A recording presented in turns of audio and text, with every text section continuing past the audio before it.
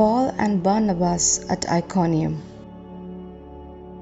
In Iconium, they entered the Jewish synagogue together and spoke in such a way that a great number of both Jews and Greeks came to believe. Although the disbelieving Jews stirred up and poisoned the minds of the Gentiles against the brothers. So they stayed for a considerable period, speaking out boldly for the Lord, who confirmed the word about His grace by granting signs and wonders to occur through their hands. The people of the city were divided. Some were with the Jews, others with the apostles. When there was an attempt by both the Gentiles and the Jews, together with their leaders, to attack and stone them, they realized it and fled to the Lycaonian cities of Lystra and Derbe and to the surrounding countryside, where they continued to proclaim the good news. Paul and Barnabas at Lystra.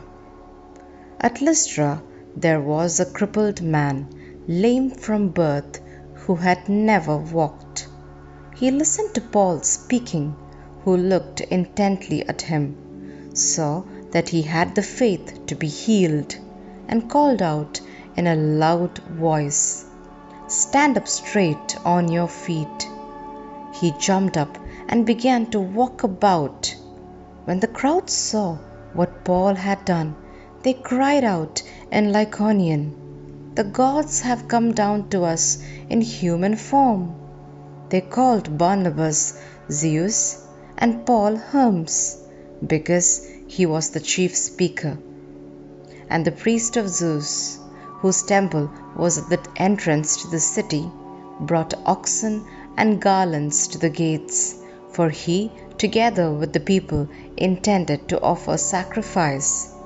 The apostles, Barnabas and Paul, tore their garments when they heard this and rushed out into the crowd, shouting, "Men, why are you doing this?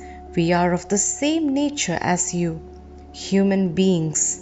We proclaim to you good news that you should turn from these idols to the living God, who made heaven and earth and sea and all that is in them.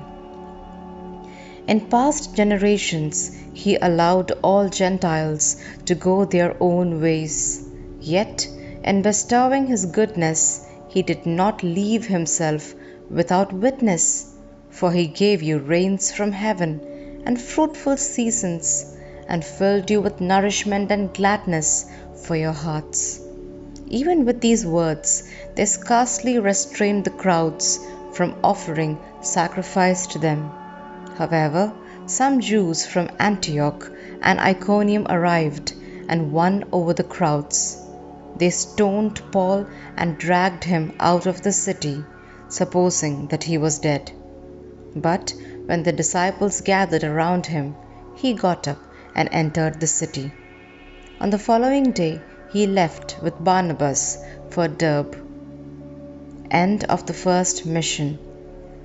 After they had proclaimed the good news to that city and made a considerable number of disciples, they returned to Lystra and to Iconium and to Antioch. They strengthened the spirits of the disciples and exhorted them to persevere in the faith, saying, "It is necessary for us to undergo many hardships to enter the kingdom of God." They appointed presbyters for them in each church, and with prayer and fasting commended them to the Lord in whom they had put their faith. Then they travelled through Pisidia and reached Pamphylia. After proclaiming the word at Perga, they went down to Attalia. From there they sailed to Antioch, where they had been commended to the grace of God for the work they had now accomplished. And when they arrived, they called the church together and reported what God had done with them, and how He had opened the door of faith to the Gentiles. Then they spent no little time with the disciples.